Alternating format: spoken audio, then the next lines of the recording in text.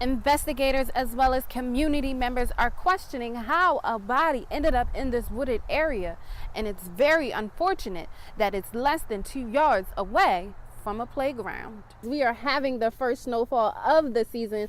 Ironically, it is still fall, but according to meteorologist Amy Aronson, we are right on cue. So let's take a look at the accumulation on this truck here.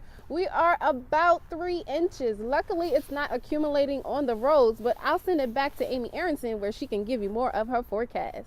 According to the CDC, there are 30 million people living in the United States with diabetes, and 90% of those people have type 2 diabetes.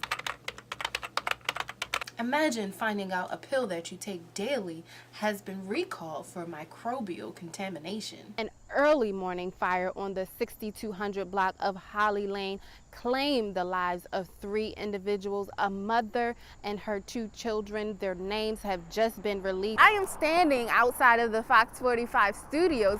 If you take a look at the 41st Street Bridge, you can see that it is completely clear at this time, but unfortunately, we will be experiencing some freezing temperatures. Not 1, not 2, but 3 carjackings in the last 2 weeks, all of them carried out by one culprit. But now, a 76-year-old male victim is recovering from his injuries. Coming into our newsroom right now, these are images showing the damage from Hurricane Maria in Puerto Rico.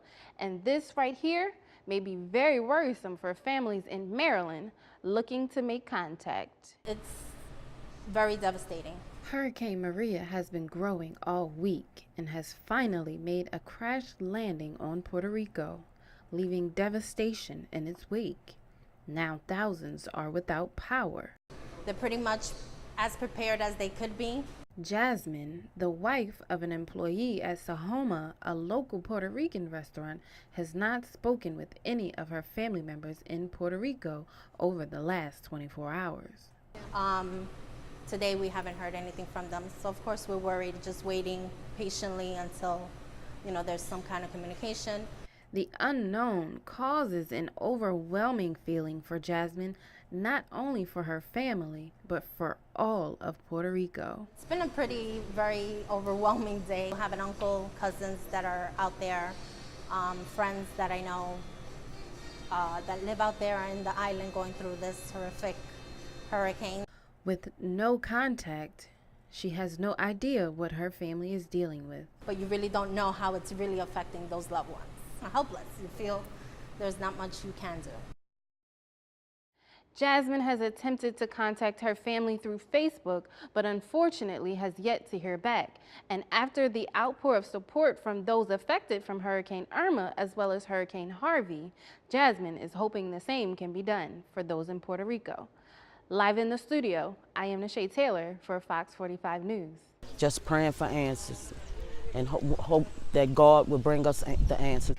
Answers to questions one family is still looking for in the disappearance of Akia Eggleston. May 3rd was the last time that she spoke to her grandmother via text and telephone in the evening, and then after that, all dialogue, all social media, all texting, everything stopped. Akia was last seen in May as she was expected to attend her baby shower.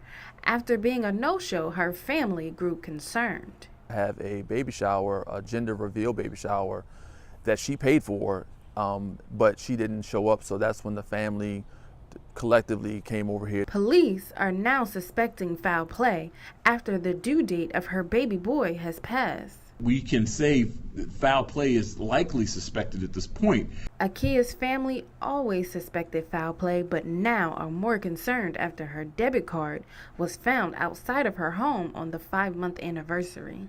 Collectively, in friends and family, we know there's something wrong. It was her bank card, so we immediately called the police. As family and friends gather, they want nothing more than a safe return for Akia. The family is just really looking for a glimpse of hope that she will come home. In West Baltimore, I am Nachai Taylor reporting.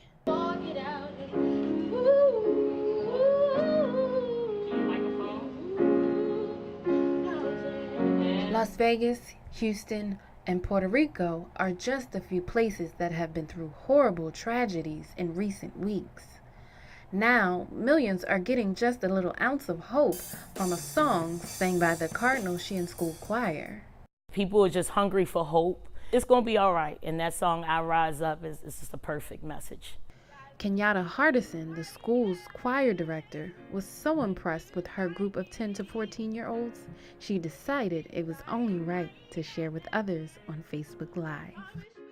I said, you know what, let me just share this with my friends and my family members. The Facebook Live has more than 3 million views and continues to grow, in which Kenyatta was in pure disbelief. We did not know it was going to reach 3 million. Now a viral sensation, hopefully many watching can continue to rise up and know the Cardinal She in School Choir poured out their hearts. I want you all just to sing from your heart. Just give it up. Reporting from East Baltimore, I am Nachai Taylor.